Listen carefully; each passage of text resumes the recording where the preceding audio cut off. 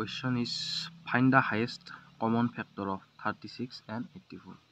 তো আমাক ইয়াৰ 36 আৰু 84ৰ highest common factorটো উলিয়াব দিছে। ইয়াক আমি দুটা পদ্ধতিৰে কৰিব পাৰোঁ। আমি প্ৰথম যিটো ইয়াৰ পদ্ধতি পাম সেই পদ্ধতিৰে কৰিবলৈ চেষ্টা কৰিম। প্ৰথম পদ্ধতিটো আমি এনেকৈ কৰিব পাৰোঁ। 36 আৰু 84ৰ যিবিলাক সিহঁতৰ যিবিলাক উপাদান আছে প্ৰথমতে আমি তাক উলিয়াই ল'ব পাৰোঁ। অৰ্থাৎ 36ৰ উপাদানবিলাক আমি এনেকৈ উলিয়াই ল'ব পাৰোঁ।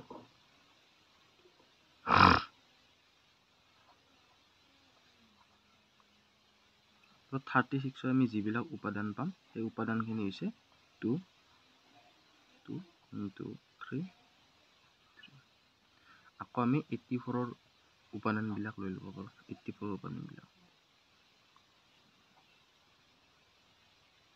আৰু এইটো ঠিক আছে। তো 84ৰ যি উপাদানকেইটা হ'ব 2 × 2 × 3 × 7। তো ইয়াত আমি চাব লাগিব কি ইহঁতৰ কোনবিলাক কমন ফেক্টৰ, এই দুয়োটা সংখ্যা 36 আৰু 84ৰ কোনবিলাক হৈছে কমন ফেক্টৰ। তো কমন ফেক্টৰ অৰ্থাৎ কোনবিলাক দুয়োটাতে আছে। তো চাব গ'লে আমাৰ এইকেইটা আমি দুয়োটা সংখ্যাতে দেখা পোৱা যায়। গতিকে ইহঁতৰ যিবিলাক কমন ফেক্টৰ পাম সেইবিলাক কি হ'ব, অৰ্থাৎ কমন ফেক্টৰখিনি হ'ব কমন ফেক্টৰ অফ 36 and 84ৰ কি পাম 2 পাম ইনটু আৰু 2, অৰ্থাৎ ইয়াৰ পৰা আমি এটা 2, ইয়াৰ পৰা এটা 2 আৰু ইয়াৰ পৰা এটা 3 ল'ব লাগিব। এইকেইটা পাম। এতেকে ইহঁতৰ যিটো কি হ'ব হাইয়েষ্ট কমন ফেক্টৰ HCF এইটো হ'ব 12। এইটো হ'ব ইয়াৰ হাইয়েষ্ট কমন ফেক্টৰ। তো ইয়াক আমি আৰু এটা অন্য পদ্ধতিৰে কৰিব পাৰোঁ। সেই পদ্ধতিটো হ'ব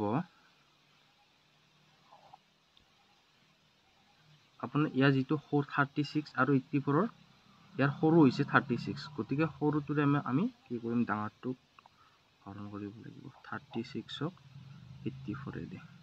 কেনেকৈ কৰিম, ইয়াক আমি কিমান বাৰ দিলে 3 বাৰ যদি দিওঁ কি হ'ব 3 6 18 3 3 9। তো 84তকৈ কি হয় ডাঙৰ হয়। ইয়াতকৈ আমি 2 বাৰ ল'ম 2 6 × 12 1 যাব 2 3 × 6 1 7, গতিকে 2 বাৰ যাব 2 6 × 12 2 7 গ'ল 1 2 3 × 6 1 7 72 পাম। ইয়াৰ পাছত এইটো হৰণৰ কাৰণে কি কৰিব লাগিব আমি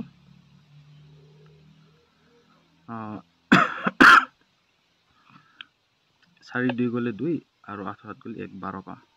আৰু এই 12টোৰে আমি এই যিটো 72 আছে এই সংখ্যাটো ল'ব লাগিব। আৰু 12ৰে 72 কেইবাৰ যায় 12 6 × 72 0। গতিকে ইয়াৰ হাইয়েষ্ট কমন ফেক্টৰ আমি কোনটো হ'ব, এইফালে এইখিনি যিটো সংখ্যা আছে এইটো হ'ব হাইয়েষ্ট কমন ফেক্টৰ। এতিয়াকে HCF highest common factor of 36 and 84 is কি হ'ব 12।